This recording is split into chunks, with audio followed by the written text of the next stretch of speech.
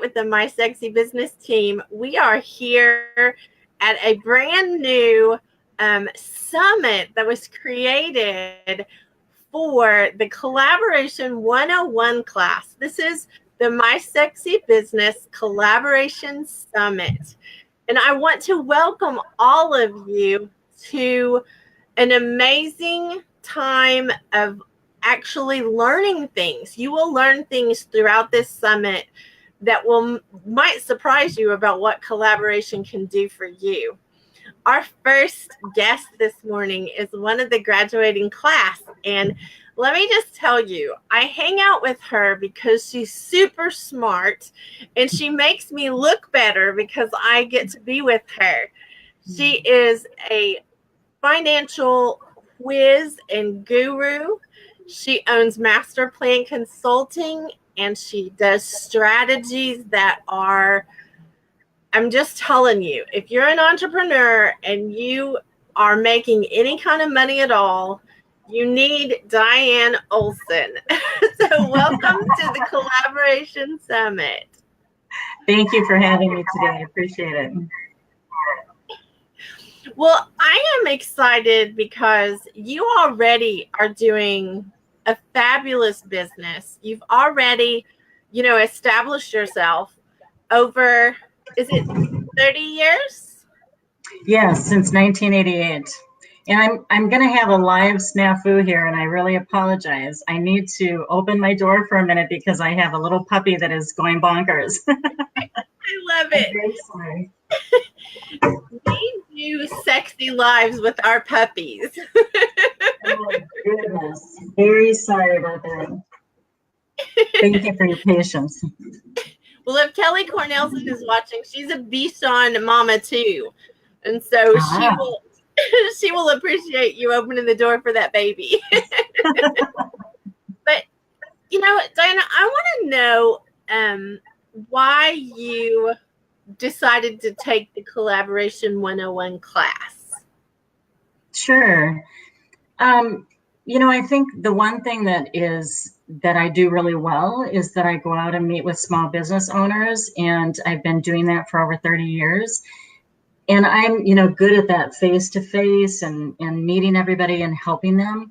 But I think the world has changed greatly and technology has changed. And so we now have this new kind of social presence that we also have an opportunity to connect with people and help them, through social media, through, websites. And so that's just something that I'm not really good at. And so I wanted to come to experts that were able to say, this is how you're going to do this.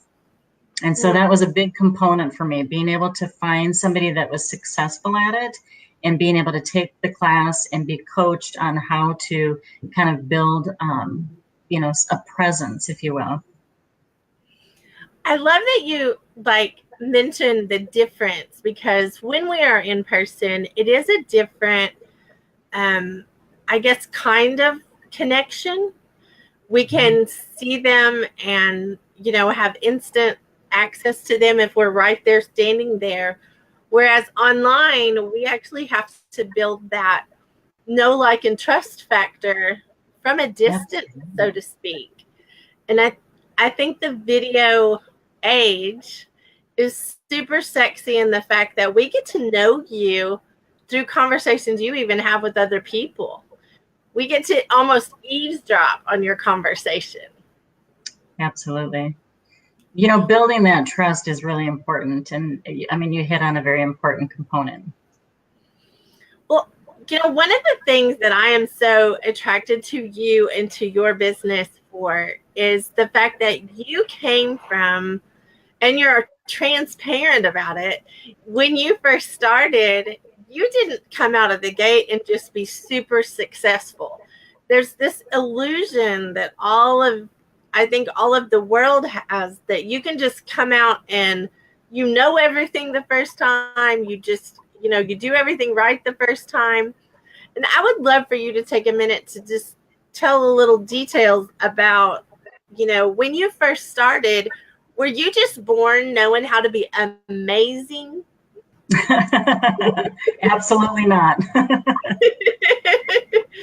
You know, I was, of course, this would have been back in the 80s and the early 90s. And so I think still for women, there was very much a glass ceiling. And it was very much the mentality in the workplace that, and of course, we had no social media presence at that time.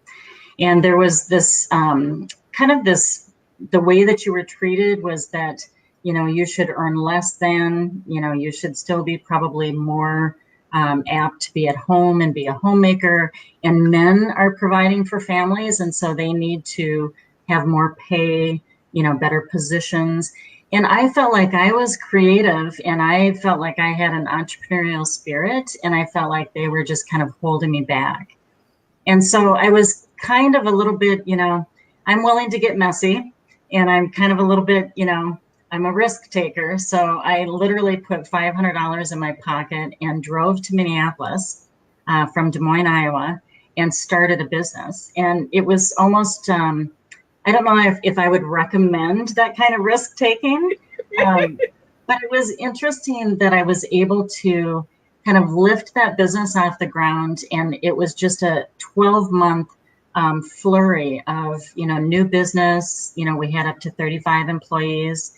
And it was just not the right fit for me. And so within 12 months, as initially as fast as it took off, it burned out just as quickly because I didn't have enough capital or the right people in the right chairs.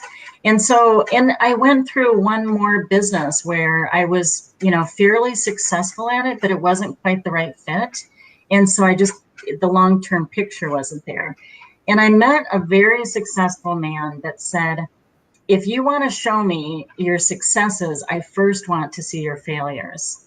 And I just thought that was so powerful. I thought, you know, there isn't something wrong with me. I've just, you know, I'm trying to do something, but it's not quite the right fit. It doesn't mean I'm not a good entrepreneur. It just means I haven't found my niche yet. And so when I did find my niche, which was working with small business owners, then it felt, you know, very right, very good. And I transitioned over a long time into a successful business. I love that though, because you're willing to share that for everyone who's starting in the process. And it also makes you more approachable, I think, because if I come to you as my, you know, messy princess self, you're not going to look down your nose at me and say, well, you know, you shouldn't this or you shouldn't that. You're going to give me the facts.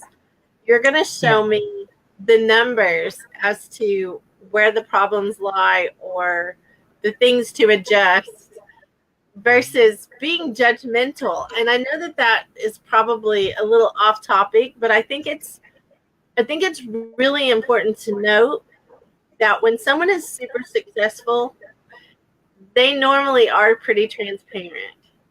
You know, absolutely. And I think people who have, you know, who are truly good leaders as well as entrepreneurs, you know, will typically be transparent about what they've gone through, and they should be, because it's a learning process, and there's nothing, you know, there's just nothing wrong with that learning process. And we don't all, you know, nor may I ever be a Mark Zuckerberg, you know what I mean? But I think we have the potential, just depending on where we want to go and how we want to do it. But it's okay that we've all had kind of, you know, turbulent beginnings. It's part of the process. I think that's the funny part for me anyway, is someone will come in and they'll want to start a new business and they'll immediately burn out, you know, because they might have had success like you had for a minute, but because that foundation is not laid and they just want to hurry up the process, you know, and that's a dangerous sign. It's a red flag if someone jumps out of the gate like that, because there is something to be said about slowing down, you know, to make sure that you are laying the foundation. I've done the same thing. I mean, I'm here to tell you, I have failed in the same way, but have something take off and then it wasn't sustainable. Yeah, that's a great word, is sustainability. And you have to build that foundation because there are so many components of being an entrepreneur, from, laying your accounting base and how you're going to report your financials. How are you going to know if you're making a profit or not? And your marketing, your business cards, your branding. There's so many components that you have to take the time to, invest up front. Oh, I like that. Invest up front. If entrepreneurs knew what you know now, like if new ones knew what you know now, they would understand the vital part of having someone in their corner, because that's how I feel like you are in our corner to help us succeed. You're not there to, squash us. You're there to help us understand the process better on the financial side. And I have found that most entrepreneurs don't even know how to read their financials. They don't know what it reflects to them, or, how to correct any of it. Right. That's very true. And it's really important that, especially as we're starting a business, that even as we're growing, how much how much do we, own, how much do we owe? How much do we have out in accounts receivable? And so it's really important. And I apologize, I'm having another puppy moment. This little Deshaun is just going to be causing me some great deal of heartache here. I think it's important that that people are able to read their financial statements, because it's important to know too, should I cut and run? Have I invested enough? And it's okay to cut and run. I think sometimes we hold on to it because we're afraid of failure. Sometimes we hold on to it because we're afraid that people will go, oh yeah, Mary started that business. We thought she wasn't going to succeed at it, and here you go. Because they don't know and they don't understand an entrepreneurial spirit, and the drive and the motivation that we have. But it's really important to know, where you're at, and if it's time to continue to grow and invest in that, or if it's time to just cut and run, and let's find something that's a little more fitting to who we are and what our talent is. Well, I love one of the parts of your story about the cutting and running because something didn't fit or something wasn't profitable. And the truth is, a lot of us get wrapped up into what I consider our babies. Like, we create this business that has become, in our minds, a living, breathing baby that we have, birthed. And so our pride won't let us let go of it or change it. Our stubbornness sometimes won't let us, evolve into something that is sustainable, is scalable, is, sexy, because we get stuck in that place. And I think it's really important to have someone like you who understands, like, the numbers and the strategy side of, there are times in business it is, it's not profitable for a season while you build something to a profitability. But if it's not going to get there, and you can see that and save me the heartache and the time and the investment, that's the part I think is super sexy about having you on, on our side, is you can help us cut the losses and do the things that are profitable. Absolutely. And we, a lot of times, I'll go in and assess a plan for people. And sometimes that plan just involves stepping back and seeing, who are you? What is it that you're really passionate about? And I've heard, Connie Myers say this. I've heard just hundreds of leaders say this. I mean, you have to begin to do what you love, right? And when you're doing what you love and you're doing it kind of in the right way with professionals that are helping you, the money follows, and it does. And so sometimes we just back up for a minute and say, am I the right talent? Is this the right fit for me? And it's okay to do that. But it's a lot more amazing when you have someone like you that can help you understand the money side so that you can know when to, that old phrase of when to hold them and when to fold them. Like, when do you hold on to something because you're on the brink or the tipping point of something amazing? And when do you say, you know what, this isn't going to work?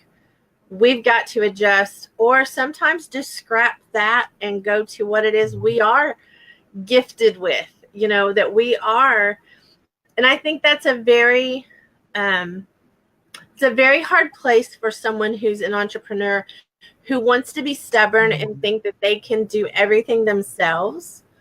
And I will tell you, I'm guilty. I can tell you a season in my life where I wouldn't delegate anything because I thought no one could do it like I could. And I was killing me and the business, and the truth is, having someone who understands your financials, someone who understands business on your team. I mean, that's the whole thing, is you are definitely for who you work for. Like, you are on their side. And being able to give them that assessment, which I do want to stop and say too, that you offer free assessments for anyone who wants to contact you, which is huge. Like, that's a huge gift to find out that if they even want to work with you. Like, if they want to, if they're the right fit for you two working together. But you also offer plans of strategy sessions and bookkeeping and things that I want everyone to really listen, that start at $125 a month. And I'm going to tell you a story. This is a princess confession. When I was being stubborn about the financials, I thought I could do it better myself. And so I had just been stubborn. I don't know what else to call it, because I didn't know someone I could trust. At the time, I didn't know you. And so I thought, okay, I'm going to do this. I probably spent 4 or 5 times more than you ever would have spent on the same set of books and did not work on my business because I was too busy trying to figure that part out. So when I hear you say that it starts at $125 a month, I just kind of laugh to myself, 35 years down the road, because that was the first time I had a business, was 35 years ago. And so 35 years down the road, if someone tells me they are not willing to get a bookkeeper or have someone like you on their team, I'm really hesitant to work with them, because I know that they don't know. If they're not an accountant, if they're not doing what you're doing, basically, then they need you. Yeah. It's interesting, because with an entrepreneurial spirit comes this idea that, we're just good at everything. We can handle it all.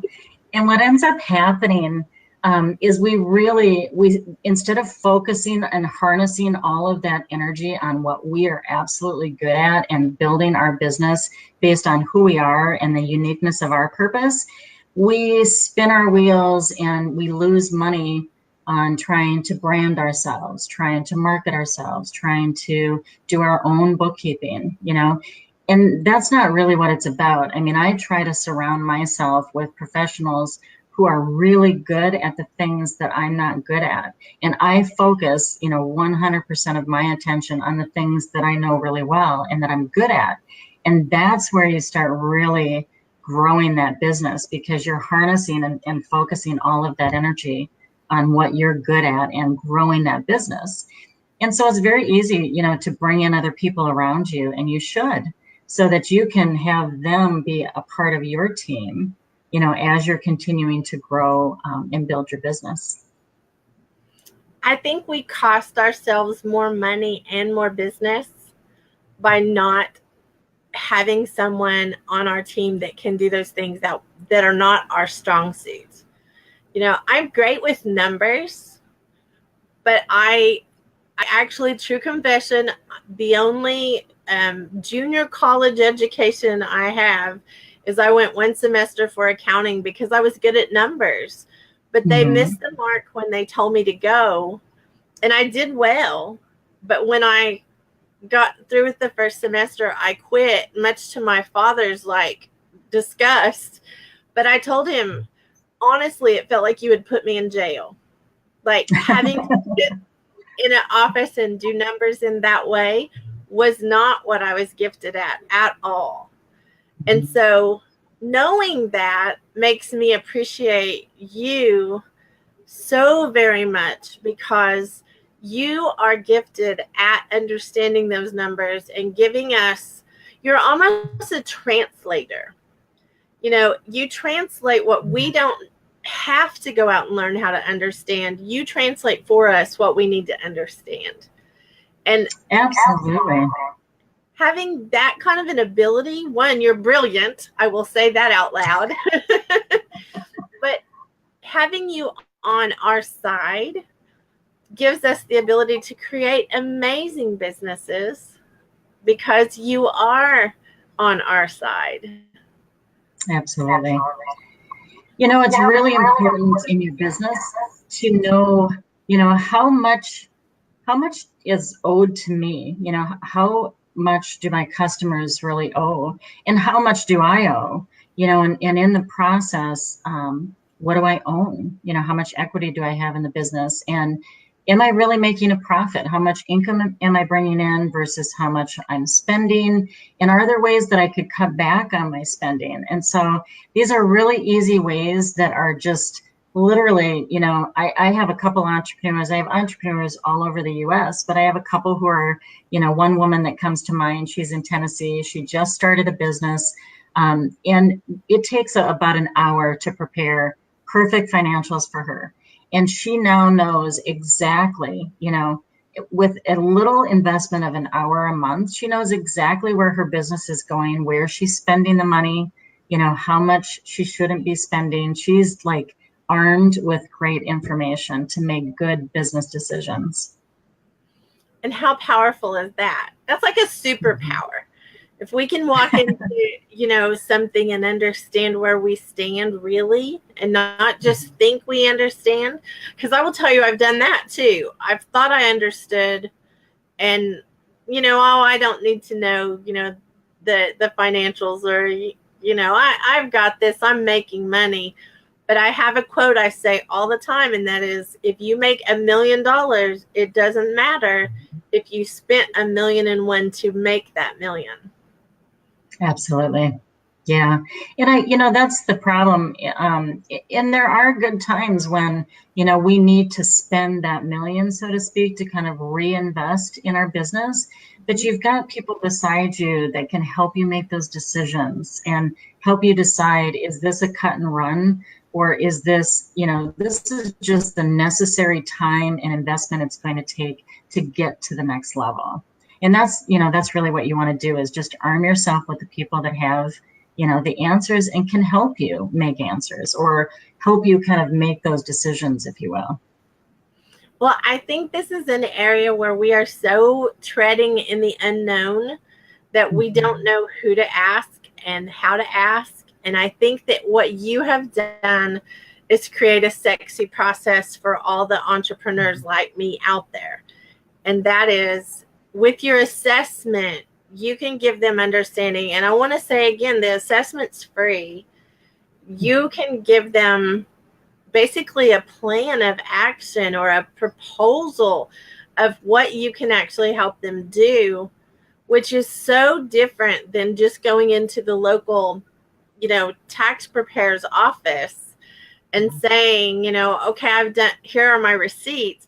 It's not the same outcome. Right. You bring up a really good point, because there's a difference when we show up at H&R Block and we're like, okay, just tell me what I owe the IRS. And that's really all that's happening. We're going to fill out the tax return for you.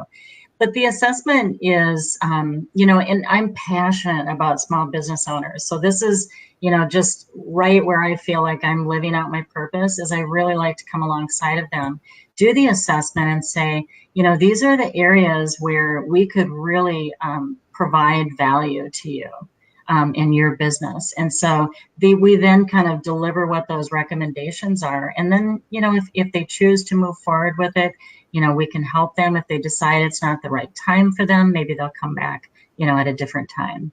But at least they're armed with good ideas about what they could do next and how to just really focus on what they're good at. I think that's another place to pause for a minute and let that sink in. Mm-hmm. Is if you just do the free assessment, you're not obligated for anything except your future. I mean, I think that that's a part of what you're saying that is so powerful is you're generous enough to do the assessment, knowing that not everyone's going to hire you to do work. And yet that's something you are generous with first. And I love that because people need to understand that if you don't have someone like DiAnna in your corner, I'm just going to tell you, you can get in trouble real quick. And it doesn't have to do with taxes. It has to do with really seeing things and taking responsibility. I think that's another thing. As an entrepreneur, I like to be flighty. Like I like to be, doing the shiny thing and the, sparkly thing over here and doing the next new thing or whatever. I'm guilty of that. But knowing that I'm taking responsibility for my business, that I'm not playing in business, I'm actually taking responsibility so that I can grow it to be sustainable, to scale it, to all of those things, I think that's a difference. I think anyone who's listening, who's playing, that's not who we're talking to. I think the ones that are serious about their business and brave enough to step up and find out what it really looks like, I think that that's a really important thing to do. And don't be embarrassed because I can tell you, just one instance, I lost $100,000 in one transaction in 2013. And it was really from my own stubbornness. I mean, I don't know how else to say it except just be honest. It was something I didn't understand and I shouldn't have done. And I feel like if I had had you then, I would not have had that outcome. So that's just an example from my own life of the superpower that you get when you are connected to, Master Plan Consulting or connected to DiAnna, because you have that ability to make wise choices. You have the ability to take responsibility and grow your business to be something that is actually sexy, because we're back to that, that place of, I don't believe you should have a business if it's not sexy. There are going to be things that are not sexy about it. There's things that we have to have done that are not, our favorites, but you can't live the life that you want and your business be consuming you. Yeah. I think you bring up a good point. The beauty of being an entrepreneur is that we do think like this, right? We have a flight of ideas. We have, we're up at 3:00 in the morning, with a cup of coffee, sketching out, our next great idea. That's what makes us special. That's what makes us entrepreneurs. And we don't ever want to lose that, but we can harness it. And, we kind of come along as a little bit of a tether, if you will, to say, okay, this is one part of your business where, we want to help you be great at what you're doing and continue to be you and come up with these brilliant ideas. But we also want to help you be grounded enough to help it grow and to be sustainable long term. Well, I love you dearly, as a friend and as really a mentor to me, because you make me want to do better in everything I do. I can't say thank you enough for coming on the Collaboration Summit today. And I can't say thank you enough for trusting me in the collaboration class to help you, connect online better. I appreciate you so much in what you're doing for this world. Thank you. In the collaboration, I will say this process was really important for me.